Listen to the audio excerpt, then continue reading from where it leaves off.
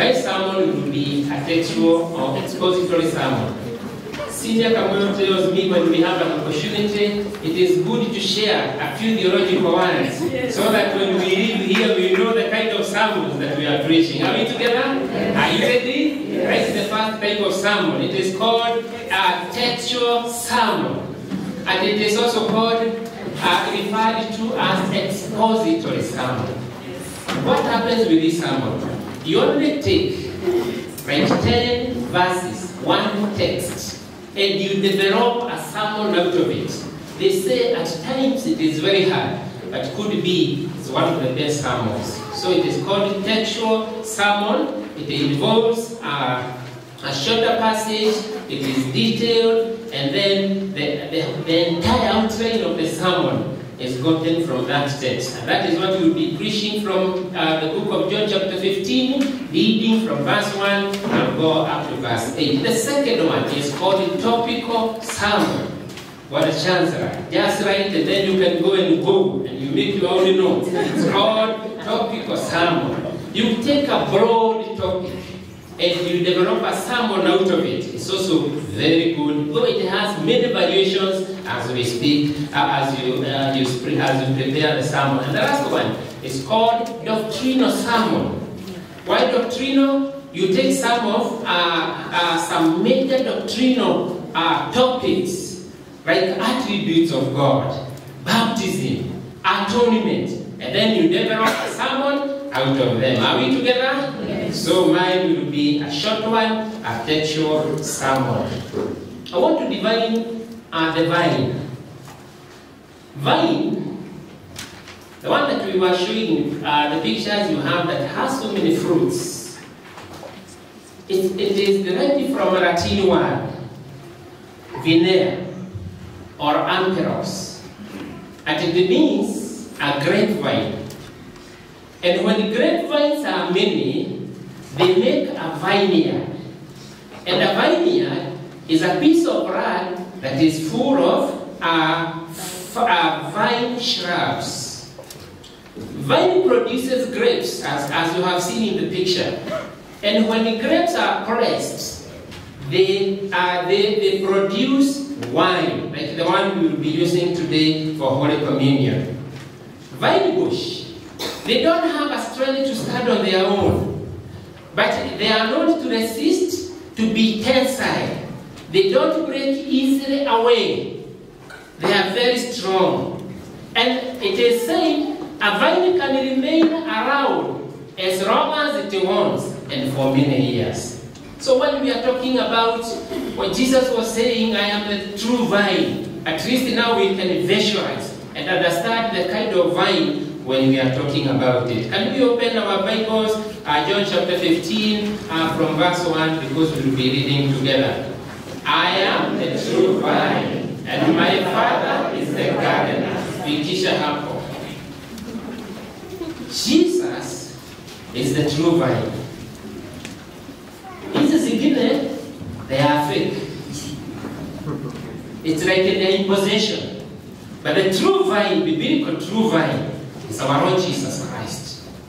According to Expositors Study Bible, Christ is described as the true church, the source of life. And God the Father is described as the vine dresser or the owner of the church. Church is meant to glorify God for whom He is. And in this parable, the gardener or the owner of the vineyard is none other but our Lord, but our Heavenly Father, who is the God, the Father of our Lord Jesus Christ. Our Father, Heavenly Father, the gardener, and the owner. Let's go to verse 2. Can we read together verse 2? He cuts every branch in me that bears no fruit, while every branch that bears fruit, He prunes it so that it will even bear much more fruits. The Bible says in the book of John chapter 10 and verse 10, Christ referred Himself as the way, the truth, and the life. Christ is the vine, and every individual member of the church is a branch of of that body or the vine who is our Lord Jesus Christ.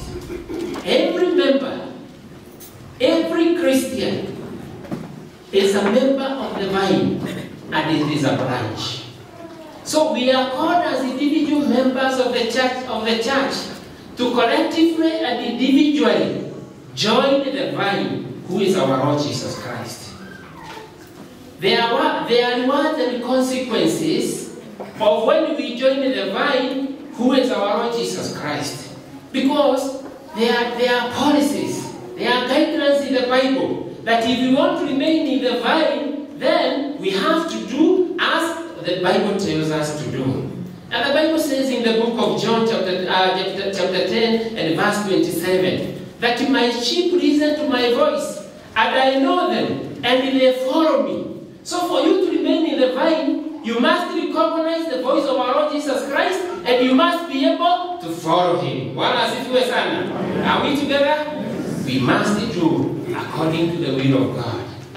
Allow me to discuss that verse 2, starting with part 2. We have heard that God the Father is the gardener. What is the role of the gardener? What is the work of a farmer when he is in a farm?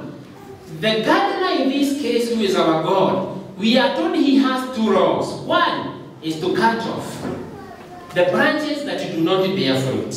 The second aspect of his work that he has to do is to prune off the branches that are not bearing fruits.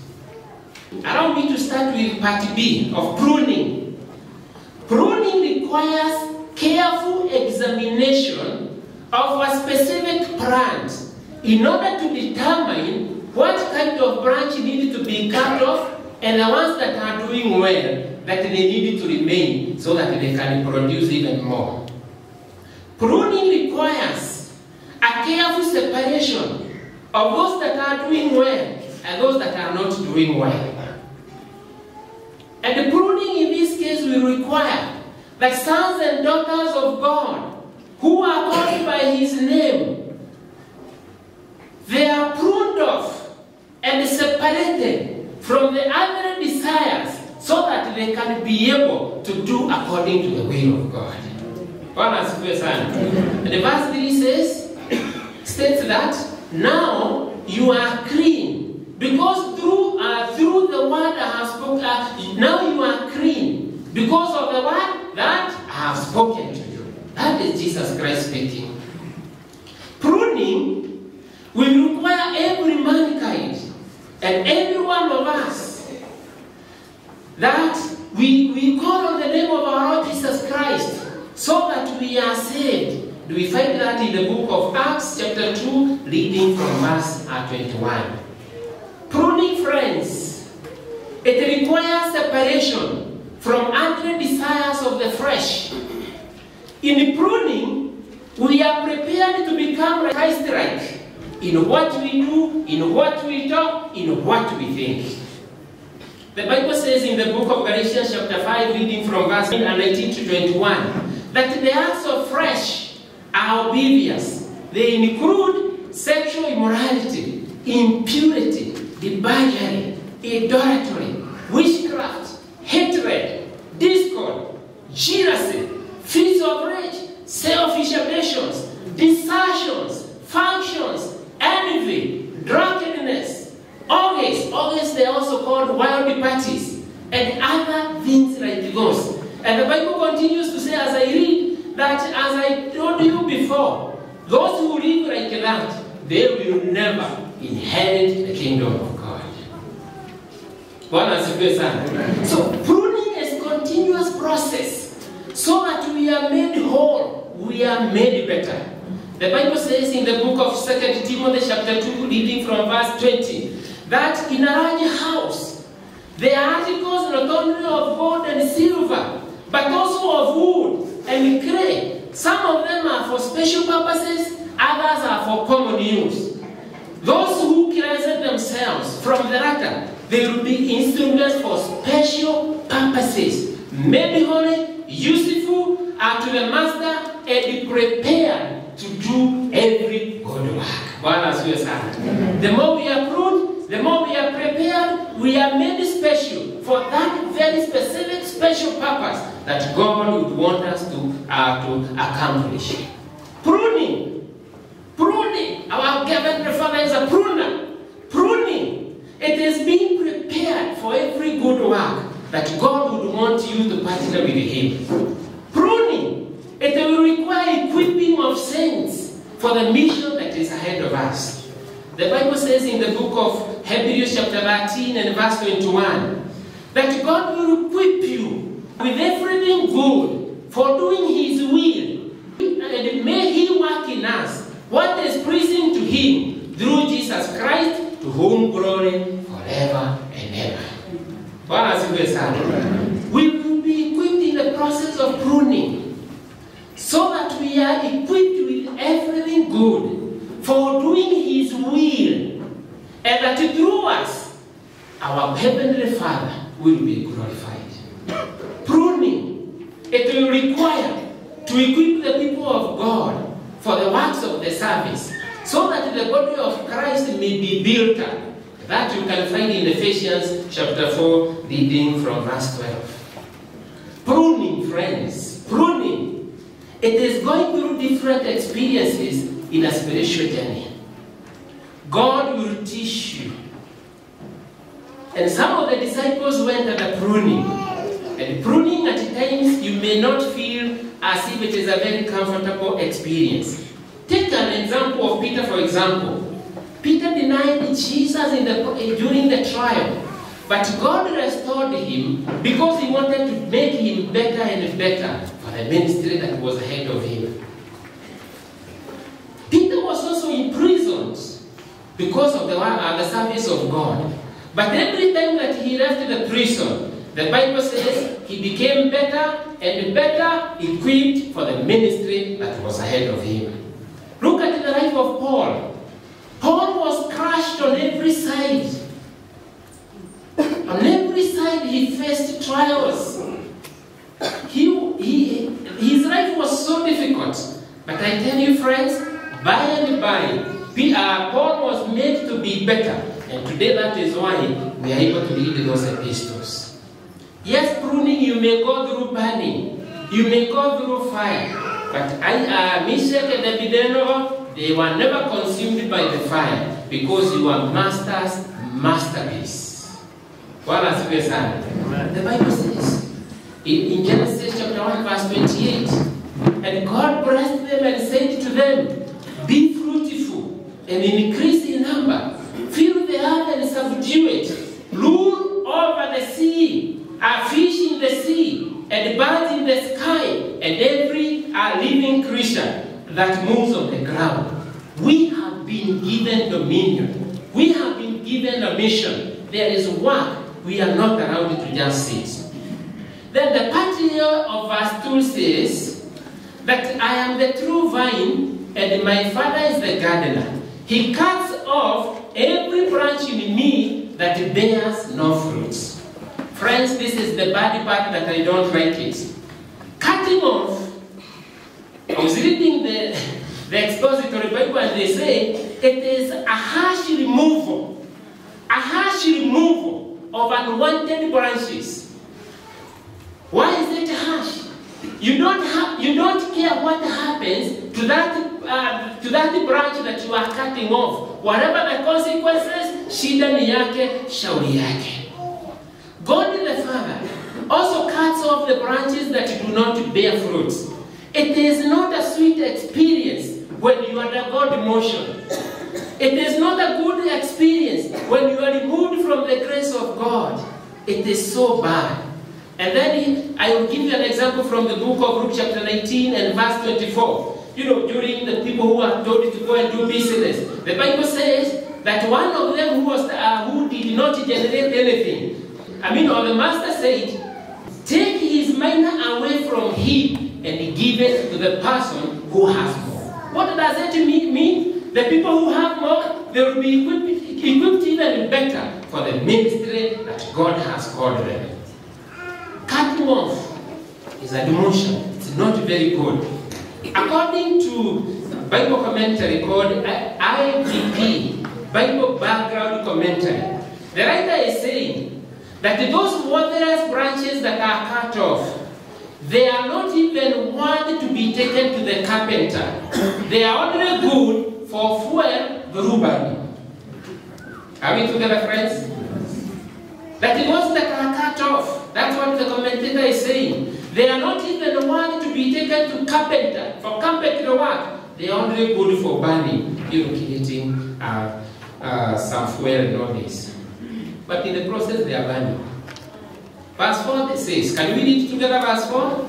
Remain in me, I also remain in you. No branch can bear fruit by itself. It must remain in the vine. Thank you. Christ is urging all of us to remain in Him exclusively. You don't hang on one side, you are hanging on Christ. On the other side, you are hanging on security called money and material wealth. You don't hang on Christ on one side, the other side you are saying, God, I need some more freedom from you. No. It must be exclusively owned by our God and serving Him. And only Christ, who will continue to sanctify us by and by to become like Him. We need to know that every solution to the problems that we may be having along the way as we serve Him, the answer can only be found in our Heavenly Father. The Bible is saying, if you remain in me, and I remain like you, you will be able to bear much more fruit. In conclusion, friends, God has provided each one of us with unique gifts. God has provided each one of us with unique giftings, talents. And God is calling each one of us in John chapter 15, verse 8. And to these, and this is to my Father's glory, that you may bear much fruit, showing yourself to be my disciples. Friends, we have a mission. We have work ahead of us. And that is why God has called all of us collectively to serve Him. Some of us in this church are bankers. Use the skill you have to serve God. Some of us are lawyers. Use the skill that you have to serve God. Some of us are accountants, right? Senior accountant. Use that to serve God. CPS. Some of us are quantity surveyors. Some of us are teachers. When we go to HBC, why do we struggle when you are there? Some of us are political leaders. Why do we struggle to get the president in this church when you are there? The Bible says in the book of Exodus, chapter 31, reading from verse 1 to 5, allow me just to read for you. The Lord spoke to Moses and said, see, I have called named Bezalel, son of Uri. If it was today, maybe it would have written, see, today I have called Vickers Warden, son of so and so. How good is that? And the Bible says, I have filled him with the divine spirit, with ability, with the intelligence, with the knowledge of every kind of craft, to devise artistic designs, to work in gold, silver, and bronze, in cutting stones for setting, and in carving wood for every kind of craft. God has provided each one of us with unique ability and talents, with unique calling, with unique gifting, so that we can serve the body of our Lord Jesus Christ. The Bible says in the book of Romans chapter 12, reading from verse 6 to 8, that we have different gifts according to the grace given to each one of us. If your gift is prophesying, then prophesy in accordance to your faith. If it is in serving, then serve. If it is in teaching, then teach. If it is in encouraging, then give encouragement. If it is in giving, then give generously. If it is to read, do it diligently. If it is to show mercy, do it cheerfully.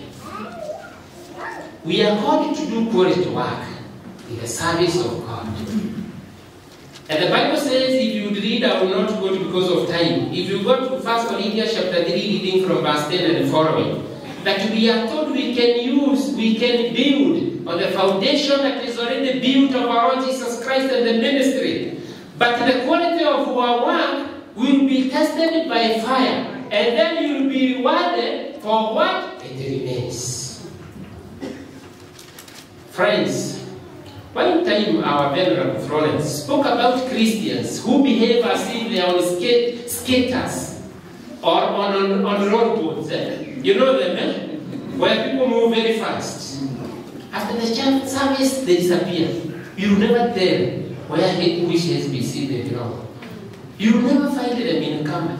You will never find them in Manners Union. They are not here or there, but they are with us.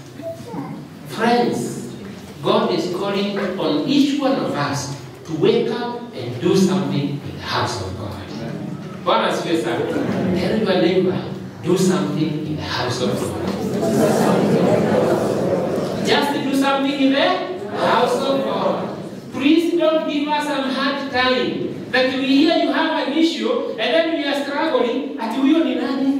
Anakaa wapi? How does it look like when you are told the name and the body you are not able to match the two?